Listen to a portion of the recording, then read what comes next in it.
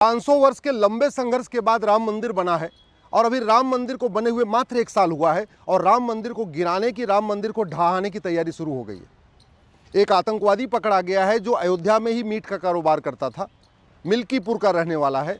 अयोध्या की उसने पूरी रेकी किया। रेकी करने के बाद फरीदाबाद पहुंचा। यहाँ उसको पूरे हथियार उपलब्ध कराए जा रहे थे। यहाँ उसको जो जो चीज़ें चाहिए मंदिर गिराने के लिए सब उसको उपलब्ध कराया जा रहा था और अब पुलिस ने पकड़ा है। मैं बार बार कह रहा हूँ, तू मैं करने से, आरोप प्रत्यारोप करने से, नूरा कुश्ती करने से, बतौलेबाजी करने से कुछ नहीं होगा।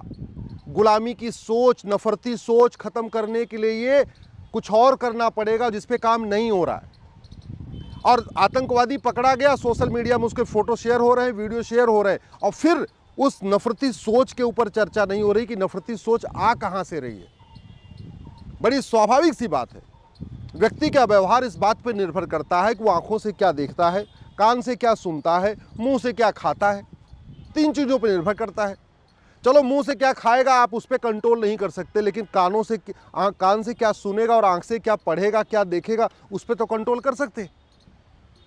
जब पूरी दुनिया को पता है कि मदरसों में नफरत सिखाई जाती है, मदरसों में पाक नापाक सिखाया जाता है, मदरसों में काफिर वाली सोच बढ़ाई जाती है, मदरसों में ये सिखाया जाता है कि न भारत अच्छा है, न भारत की संस्कृति अच्छी है, भारत को मानना, भारत की संस्कृति को मानना, भारत का त्यौहार मनाना हराम है। भगवान राम, कृष्ण, हनुमान, ये सब इनकी जो पूजा करते हैं वो काफिर हैं, उनसे नफरत सिखाई जाती है। इसके बाद भी मदरसा चलाया जा रहा है। मदरसा क्यों चल रहा है? कह रहे हैं जी बहाना क्या है, आर्टिकल 30 कहता है। अरे संविधान निर्माताओं ने माइनॉरिटी कहीं परिभाषित नहीं किया, तो ये ड्यूटी तो सरकार की है कि माइनॉरिटी को डिफाइन कर दे।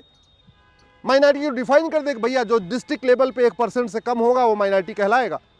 क्यों स्टेट लेवल पे माइनॉरिटी आइडेंटिफाई करना, क्यों नेशनल लेवल पे आइडेंटिफाई करना? अल्टीमेटली जो शासन चलाने की यूनिट होती है वो तो जिला होती है। आप डिस्ट्रिक्ट लेवल पर आइडेंटिफाई कर दीजिए कि प्रत्येक जिले में जो 1% से कम होगा वो माइनॉरिटी कहलाएगा, जो 1% से ज़्यादा होगा वो माइनॉरिटी नहीं कहलाएगा। खत्म बात हो गई। मदरसे अपने आप बंद हो जाएंगे, मिशनरी स्कूल अपने आप बंद हो जाएंगे। अगर भारत को बचाना है तो सबसे पहले गुलामी का नामो निशान मिटाना पड़ेगा। भारत को बचाना है तो गुलामी के दौरान शुरू हुए मदरसे और मिशनरी स्कूलों को बंद करना पड़ेगा। भारत को बचाना है सारे के सारे अंग्रेजी कानून खत्म करना पड़ेगा।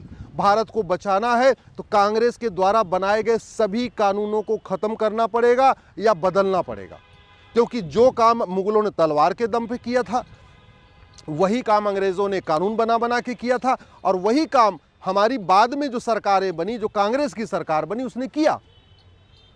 भारत को लूटने के लिए, भारत को बर्बाद करने के लिए 50 से ज़्यादा कानून बने। उन कानूनों पे चर्चा नहीं हो रही। आतंकवादी पकड़ा गया, डायनामाइट पकड़ा गया, सब कुछ हुआ, राम मंदिर को गिराने की पूरी योजना थी, अखबारों में फोटो आ गई, मामला ठंडा पड़ गया, अगले दिन कोई और आतंकवादी पकड़ा जाएगा, कोई और, फिर उसकी खबर छप जाएगी। जब तक इस नफरत के सोच क्यों आ रही है इस पे चिंता नहीं होगी, उसका समाधान नहीं होगा, तब तक कोई फायदा नहीं होगा। जब तक विदेशी फंडिंग नहीं बंद होगी, भारत के अंदर जो काला धन जनरेट हो रहा है ये नहीं बंद होगा, तब तक भारत सुरक्षित नहीं होगा। भारत सुरक्षित होगा जब शिक्षा में संस्कार हो, कानून का खौफ हो, यानी 10वीं तक सबकी समान शिक्षा हो, 10वीं तक 1 नेशन 1 एजुकेशन बोर्ड हो, 1 नेशन 1 सिलेबस हो, 1 नेशन 1 करिकुलम हो। भारत तब सुरक्षित होगा जब मजहब के आधार पे बने नियम कानून खत्म होंगे। मजहब विशेष के लिए बने गए जो मंत्रालय बना हुआ, इसको मंत्रालय बंद किया जाएगा। मजहब के लिए जो एक आयोग बना हुआ, आयोग बंद होगा। जो मजहब के आधार पर योजनाएं चल रही हैं, लोन दिया जा रहा है, वजीफा बांटा जा रहा है, कोचिंग कराई जा रही है, ये मजहब के आधार पर जो चीज़ें चल रही हैं ना, ये भारत को एक और मजहबी विभाजन के लिए तैयार कर रही हैं। धर्मांतरण का सबसे बड़ा कारण ये अल्पसंख्यक कल्याण मंत्रालय है। जितनी अल्पसंख्यक की योजनाएं जाल रही हैं, ये सब धर्मांतरण को प्रमोट कर रही है। स्वामी विवेकानंद जी कहते थे कि धर्मांतरण करने वाला व्यक्ति, धर्मांतरण करने से एक हिंदू खत्म नहीं होता, एक हिंदुओं का दुश्मन पैदा हो जाता है। और ये कड़वी सच्चाई है।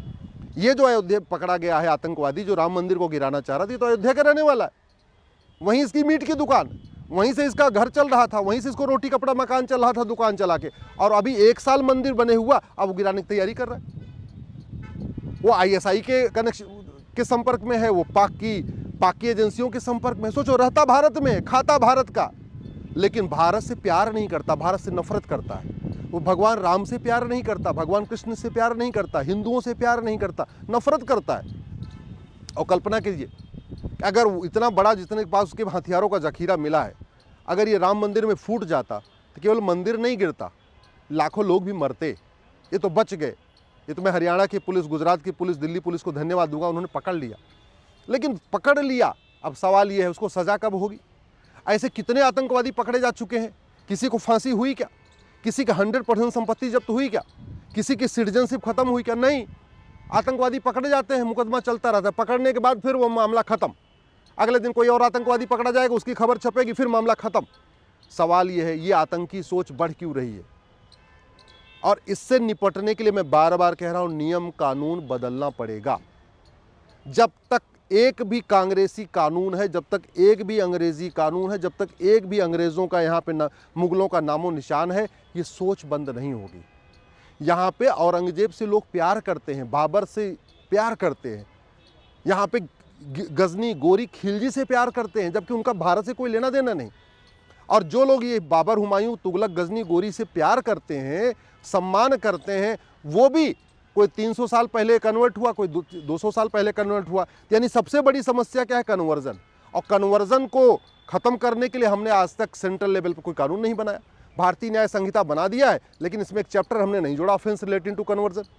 हमने इसमें ये नहीं लिख दिया कानून में कि धर्मांतरण राष्ट्र की सुरक्षा के लिए खतरा है, एकता अखंडता के लिए खतरा है, अपने आप में देशद्रोह है, ये वेजिंग वॉर है, इसलिए जो धर्मांतरण करेगा उसकी नागरिकता खत्म होगी, उसको आजीवन कारावास, फांसी होगी और उसकी 100% प्रॉपर्टी जब्त होगी। जो धर्मांतरण करेगा या धर्मांतरण कराने वालों की मदद करेगा उस पर एनएसए लगेगा, यूएपीए लगेगा, वेजिंग वॉर लगेगा, देशद्रोह लगेगा, गैंगस्टर लगेगा। हमने कहीं लिखा ही नहीं है, लिखा नहीं है। तो धर्मांतरण होता जा रहा है, होता जा रहा है। प्रतिदिन 10,000 हिंदुओं का धर्मांतरण हो रहा है। प्रतिदिन 1,000 हिंदू बेटियां कम हो रही हैं, लफ्ज़-ए-जिहाद की शिकार हो रही हैं। लेकिन इस पे गंभीरता के साथ चर्चा नहीं हो रही है। हाँ, लफ्ज़-ए-जिहाद की शिकार हो जाती है, उसकी फ़ोटो आ जाती है, कोई फ्रिज में मिलती है, उसकी फ़ोटो आ जाती है, लेकिन आगे से बंद कैसे होगा इस पे चिंता नहीं हो रही है। आगे से कोई व्यक्ति राम मंदिर गिराने की न सोचे, इस पे न संसद में चर्चा हो रही है, न विधानसभा में चर्चा हो रही है। तो जब तक ये नफरती सोच नहीं बंद होगी, तब तक तो आप कहते नहीं, आप आतंकवादी पकड़ते जाएंगे, आप एक आतंकवादी पकड़ेंगे, 100 आतंकवादी तैयार हो जाएंगे। जब तक ये मदरसा नहीं बंद होगा, जब तक मिशनरी स्कूल नहीं बंद होगा, तब तक आतंकी सोच, नफरती सोच खत्म नहीं होगी।